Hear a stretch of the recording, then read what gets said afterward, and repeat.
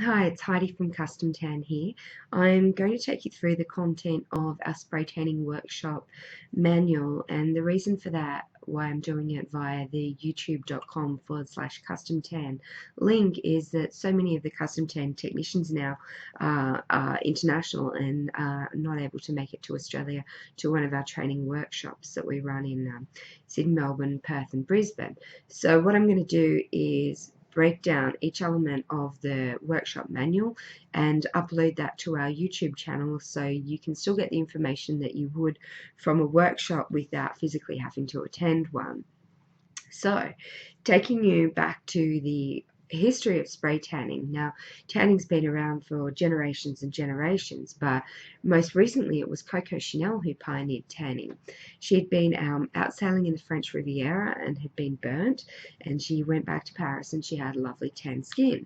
Now, all the upper Parisian echelon saw that her skin was tanned and they went out and started baking themselves in the sun, trying to achieve the same cocoa sort of glow that Coco Chanel had. Unfortunately, the risks of sun tanning were unknown, and there were just generations that have been through countless cancers and so on because of the unknown risks. Fortunately, nowadays we are aware that baking yourself in the sun is extremely dangerous, and we now have fake tanning. So, in the 1960s, the very first fake tanning product came onto the market, and that was manufactured by a company called Coppertone, and the product was called QT for Quick Tanning Lotion. When I train the older ladies, some of them say to me, "Oh yeah, it was really, really orange." So, and I remember it as being more of an Oompa Loompa kind of shade. So, definitely a lot of improvements have been made to the tanning ingredient that we now use today, and we can replicate something that you would achieve ordinarily if you were to get able to go out into the sun and bake yourselves in a safe way. Now, what's important to know about the skin is that your skin is your largest organ, and it's made up of three main layers. Now, you've got the epidermis, the dermis, and the hypodermis. Now, each of those layers of skin are made up of lots and lots and lots of little layers. So it's kind of like if you imagine a phyllo pastry, you've got so many different layers stacked on top of each other. So sometimes clients will ask me, what's the difference between where sun tanning occurs and where spray tanning actually occurs? And the answer is that both sun tanning and spray tanning all happen on the top layer of the skin, which is called the epidermis. They just happen in different parts. So when you're sun tanning, the tanning happens on the bottom layer of the top layer of your skin, which is your epidermis, and the bottom layer of the epidermis is known as the stratum basal. Whereas on spray tanning, it happens on the top layer of the epidermis, which is called the stratum corneum. So this is the area which is affected by spray tanning. So you'll know that it's just surface deep. So spray tanning doesn't penetrate below your skin, and it's obviously when you have your sun tanning that is the sun's rays are going through the skin, and this is where all the cancers are coming from. So that's the difference in there. What you might like to Google, or if you can get a copy of our manual from us, one thing I've done is use what's called a Fitzpatrick scale to help diagnose what sort of skin would work best with custom tan solutions. So basically, Thomas Fitzpatrick was a Harvard dermatologist, and he developed the Fitzpatrick scale, which determines a skin's reaction to UV light. And you might see when you start to have a look at different spray tanning brands that they will have the skin phototypes. Now, most of you who know me know that I'm a Virgo and I'm very thorough. So if you have a look at the other brands, you might see that they have phototypes, skin phototypes 1, 2, and 3. But because I'm a Virgo and I like to put all of the information in there, I let you know that skin phototypes go from phototype 1 through to 6. The reason that phototypes possibly 4, 5, and 6 don't get included when it comes to spray tanning is that these are the sorts of people that have really beautiful skin tone, and they wouldn't benefit much from spray tanning anyway.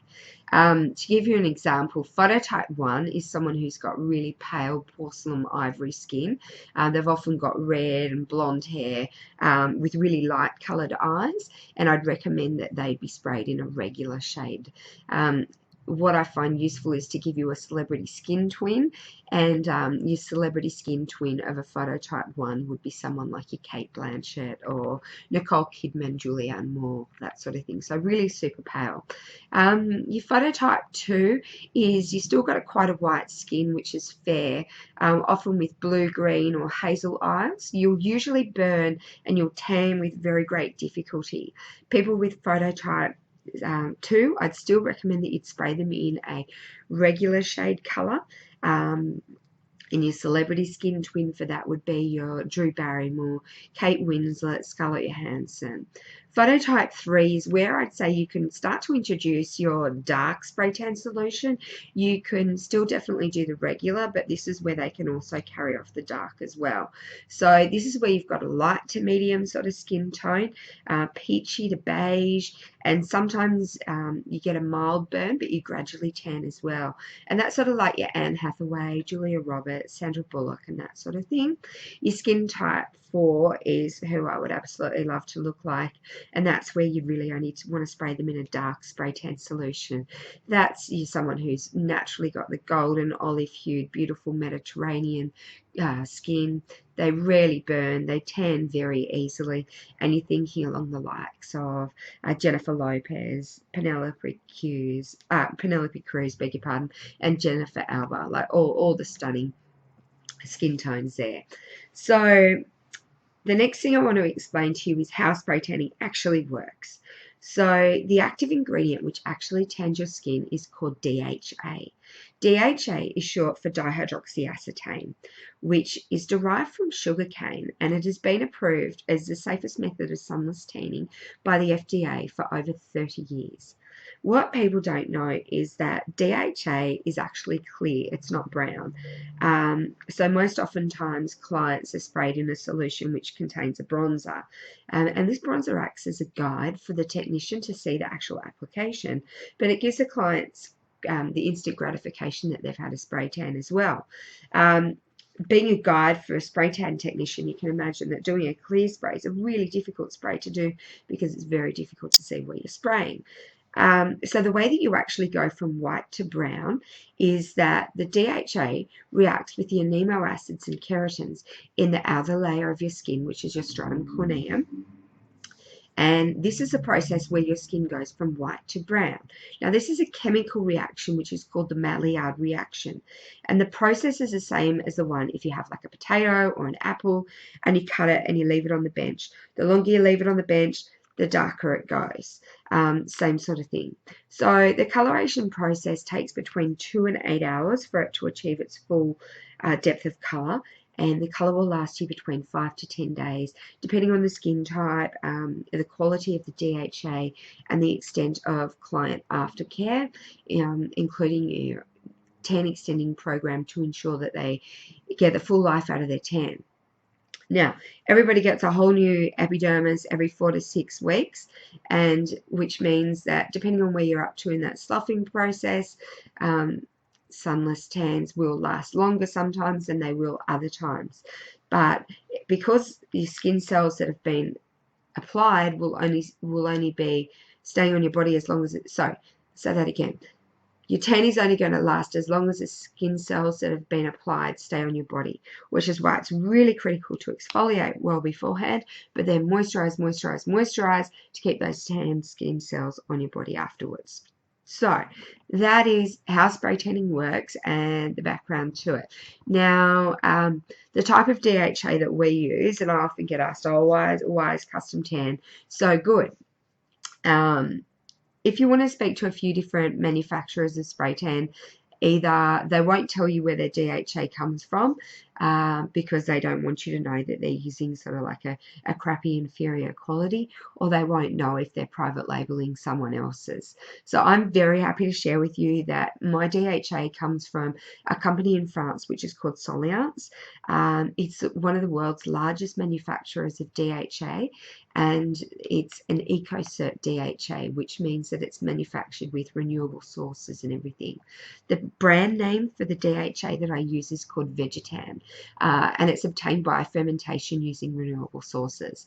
It also contains AromaGuard fragrance technology, which basically eliminates the the odor that you can sometimes get with the Maillard reaction. So it takes away that kind of fake tan smell that you can get. Furthermore, the reason why I've chosen to use Vegetan in all custom tan products, so whether it's in our spray tan range or our self tanning range, we still use the same Vegetan, and that's because of the clinical studies that were done on this tanning ingredient. And basically, it was proven that Vegetan gives a more natural, deeper summer tan, which outperforms the traditional tanning ingredient of DHA and urethylose alone. So they did a clinical study and they assessed people at the 8-hour mark and then at the 48-hour mark. And at the 8-hour mark after application, 86% of people preferred our tanning ingredient. And then at the 48-hour mark, 90% of people preferred our tanning ingredient. So that's a huge number of people preferring this tanning ingredient, saying that it's more natural and provides more of a summer lasting tan. So that's the whole reason why I've chosen to use Vegetan in all of our tanning ingredients. So I'm going to leave it there. Please subscribe to the Custom Tan channel on YouTube, and I will come back shortly with some more information and take you through some more modules of our spray tan workshop. And until then, happy tanning.